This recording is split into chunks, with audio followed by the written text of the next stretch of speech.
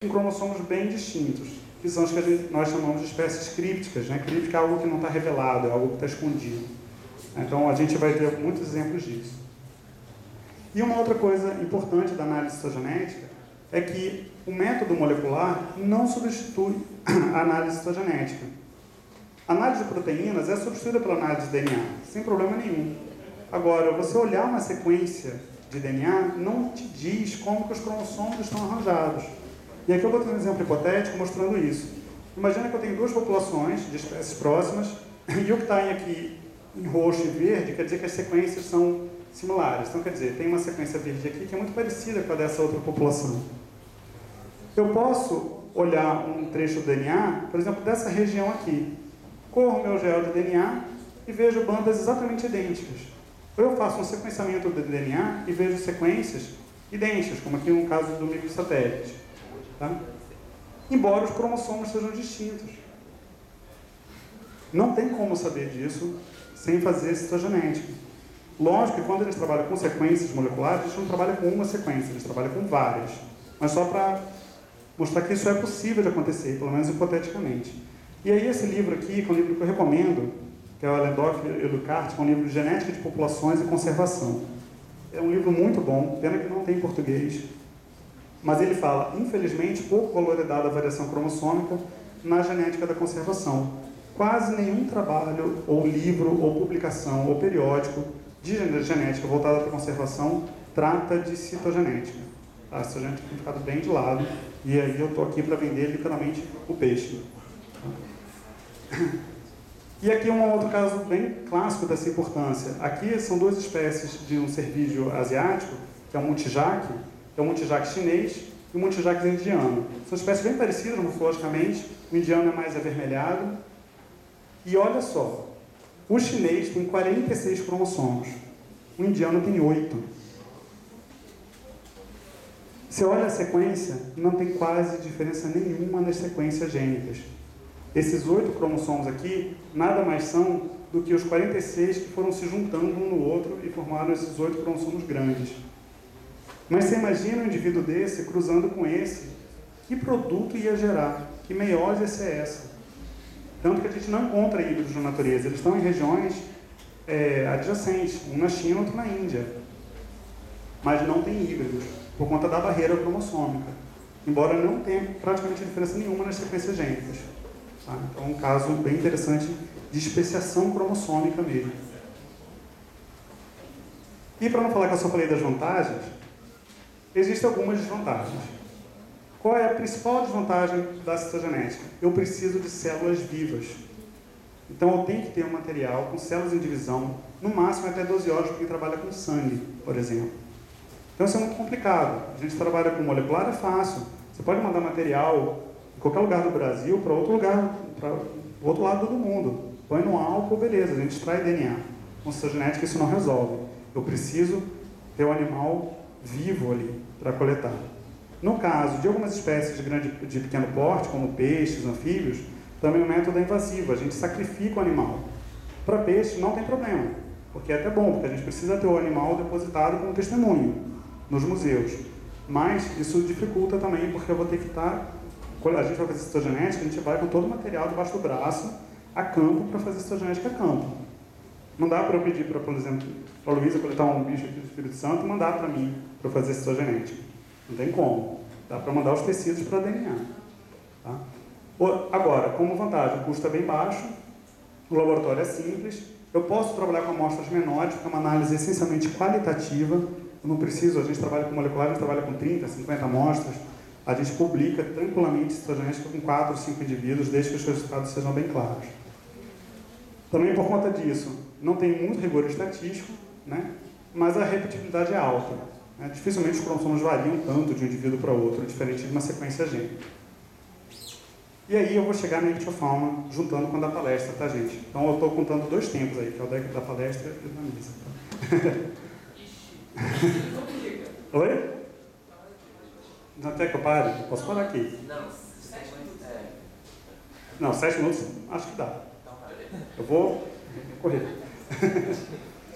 Bom, a gente sabe que a nossa ictiofauna, é bom que o Fábio já falou bastante coisa hoje, então não vou precisar falar muito. A nossa ictiofauna é riquíssima, a gente conhece ainda muito pouco, né? Tem uma diversidade enorme de espécies, uma variedade muito grande. No neotrópico a gente tem algumas das famílias mais ricas de peixe, Loricarid, Ciclide, Caracide. E eu vou mostrar como que essa genética pode ajudar a gente a trabalhar com quem trabalha com ictiofauna. A nossa ideia é a colaboração. A gente sabe que as nossas águas estão sofrendo muito com perdas de espécies, né? Na verdade, as águas continentais têm perdido mais espécies e populações do que qualquer outro ecossistema. A gente sabe que, eu vou falar aqui um pouquinho da Bahia, de onde eu estou, aqui é Jequié, Cidade Sol, por isso o solzinho aqui, que é uma região extremamente interessante da gente trabalhar, porque ela está numa área de transição entre Mata Atlântica, Caatinga e tem a Mata de Cipó, que é uma mata exclusiva dessas regiões de transição, e é uma região de pouquíssimo conhecimento biológico e de alta importância para a conservação. E com problemas seríssimos de impactos ambientais, né? A gente tem poluição, represamento, introdução de espécies exóticas, desmatamento, tudo isso, como acontece, infelizmente, em todos os rios do Brasil, não é exceção dos rios da Bahia. A gente aqui lá em Jequié, a Barragem da Pedra, é uma barragem enorme e que eles ainda introduziram várias espécies de peixes carnívoros. Então, eles introduziram tucunaré, paiari, piranha, corvina e bagre africano. Bom, né? Além da tilápia, lógico. E por que vale a pena por que é interessante para a gente estudar a citogenética de peixe? Porque eles têm muita variedade, tanto entre espécies como dentro de espécies. Muita variação de número de diploides, diferentes cromossomos sexuais, polimorfismos, e servem de grandes modelos para isolamento, estruturação populacional e para estudos filogenéticos e filogeográficos. Só para mostrar a diversidade do número de diploide, a gente tem bichos com 20 cromossomos, 24, bichos com 100 e 136 na região neotropical. Isso parece muito, mas não é muito não. Eu vou para um esturjão. 268 ou 266 cromossomos. Ainda bem que eu nunca encontrei um peixe desse. Vou trabalhar. Imagina montar esse aqui. Em peixe, a gente usa, para fazer a técnica de peixe, como eu falei, normalmente a gente sacrifica o animal, então a gente usa o rim anterior, que tem a função hematopoética nos peixes. A gente inocula a colchicina no animal para interromper o ciclo celular. Depois sacrifica o animal e tira o rim. E esse é o modelo clássico de se fazer citogenética de peixe. E eu vou mostrar aqui alguns trabalhos nos principais grupos. Então, o Carassiformes é um grande problema de espécies críticas e complexos de espécies.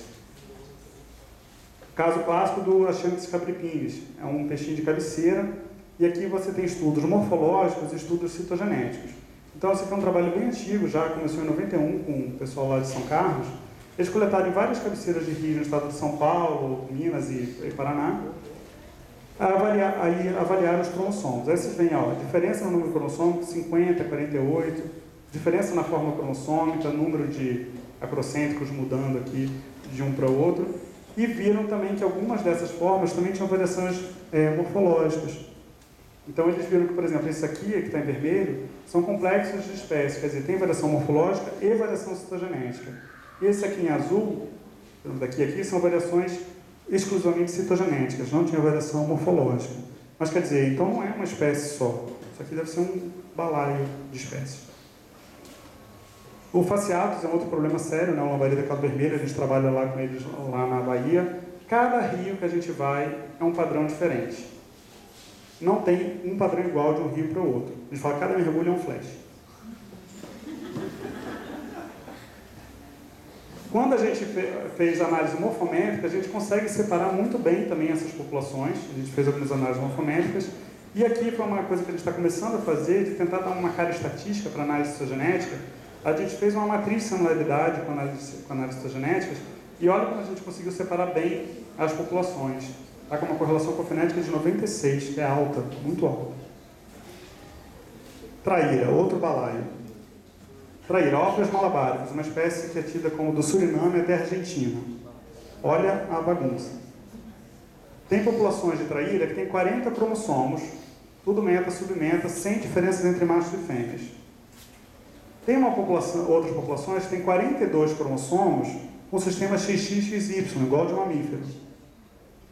Tem outras populações que têm 40 cromossomos, no caso, com diferença entre machos e fêmeas, onde você tem as fêmeas são XX, com 40 cromossomos, e o macho tem 41 cromossomos com sistema XY1 e Y2.